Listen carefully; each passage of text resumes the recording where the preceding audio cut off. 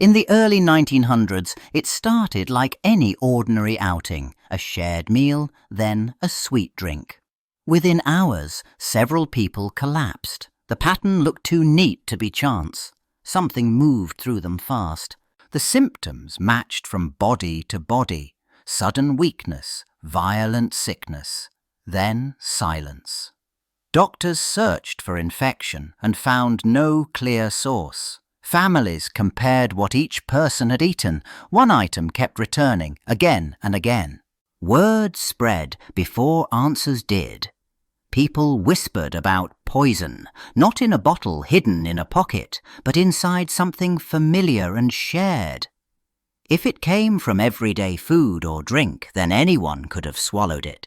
The new century opened with dangerous substances still sitting in plain reach. Arsenic, strychnine, opium, and corrosive acids circulated through pharmacies and cupboards. Their uses overlapped. A remedy, a cleaner, and a killer sometimes came from the same shelf. That easy access created a dangerous uncertainty. A stomach pain could have meant illness, a bad dose, or intent. People bought poisons for rats, for sleep, for pain, then stored them at home. The line between treatment and harm kept shifting. Then the trials arrived, loud and widely reported. A new public character took shape, the poisoner, ordinary on the outside and lethal in secret. Investigators responded by changing habits, treating common products as evidence and suspecting the everyday. Forensic chemistry changed because guessing no longer worked. Laboratories increasingly followed set toxicology routines, looking for mineral poisons that stayed behind after death. Arsenic, mercury, antimony, names that meant little to families, left signals analysts learned to capture. These tests forced bodies to speak in numbers and reactions. A stain, a precipitate, a measured residue could separate disease from poisoning. Investigators stopped relying only on symptoms and rumours because similar deaths could now be sorted by what the lab proved. Then the fight moved into court. Chemists and medical men appeared as expert witnesses, and their interpretations began to tip verdicts. Trials turned into contests over unseen traces, where a tiny finding could condemn someone or collapse a case. Factories and workshops expanded, and heavy metals travelled with them. Lead dust followed painters and pipe fitters. Mercury turned up in hat-making and fine work. Arsenic entered chemical trades. Exposure stopped being rare and became routine. The harm rarely struck like a single dramatic dose. It built up. Workers developed shaking hands, stomach pain, weak limbs, and confusion that came and went. They kept working anyway. Pay depended on it. The body absorbed the cost. For a long time, these cases looked like bad luck or personal weakness. Then physicians started linking symptoms to specific jobs again and again. A new idea took shape. Illness followed patterns of slow poisoning shaped by the workplace. In the 1900s and 1910s, danger no longer sat only in workshops or pharmacies. It arrived as home improvement and self-care. Lead brightened paints, mercury turned up in cosmetics and patent remedies, and colour came with a hidden cost. People chased clean walls, rosy cheeks, and vivid fabrics, and they got headaches, stomach trouble, sore mouths, and strange weakness instead. The symptoms looked ordinary. That was the problem. A modern home could produce an old kind of poisoning. Doctors and inspectors began treating these small complaints as clues, not coincidences. A rash could mean a dye. A child's cranky fatigue could mean paint dust. Families often lacked a name for it, yet exposure quietly became the explanation. Food and drink stopped feeling like safe, separate categories from chemicals. Preservatives got pushed too far. Cheap fillers replaced real ingredients, and contaminated batches moved quickly through shops.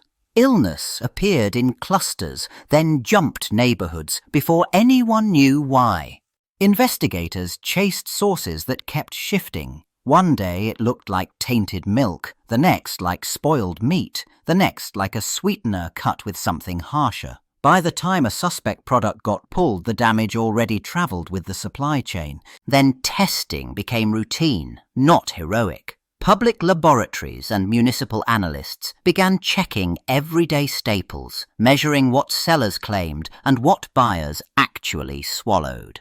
Poisoning stopped looking like one villain's act and started looking like a system that failed. When World War I began, chemistry stopped feeling like a distant science and started behaving like a weapon. Chlorine gas rolled into trenches and attacked the body in seconds. Breathing became the battlefield. One cloud could disable an entire line.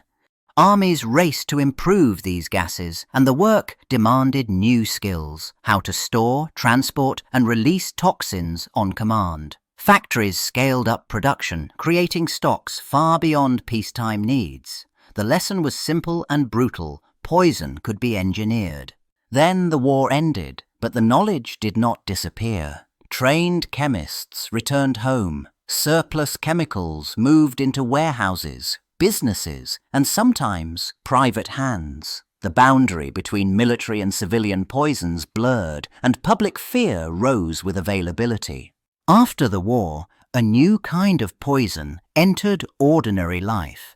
Barbiturates and other sedatives spread through prescriptions and shared medicine cabinets. In crowded cities and boarding houses, a handful of pills replaced the bottle and the blade. These drugs did not burn, choke, or convulse. They slowed breathing and lowered the body's drive to wake. People mixed them with alcohol or took extra doses to quiet pain and nerves, and the margin between sleep and death collapsed.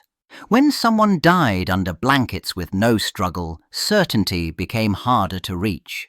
Doctors weighed vague symptoms and imperfect accounts, while families argued over bottles and intent. The same tablets fit 3 stories: accident, neglect, or self-harm. In the 1920s, killing pests became a selling point of modern life. New powders and pastes promised quick results against rats and insects. They moved into tenements, farms, and storerooms, often stored beside ordinary food. The convenience carried a hidden risk. A scoop spilled into flour. A paste was mistaken for medicine. A child reached where adults assumed safety. Clinics saw sudden vomiting, cramps, and collapse, and the cause did not announce itself.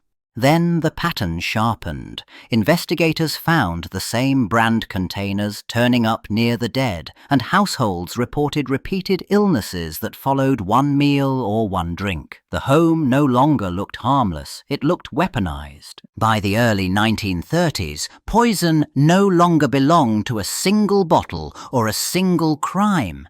It sat in workplaces, cupboards, and medicine cabinets.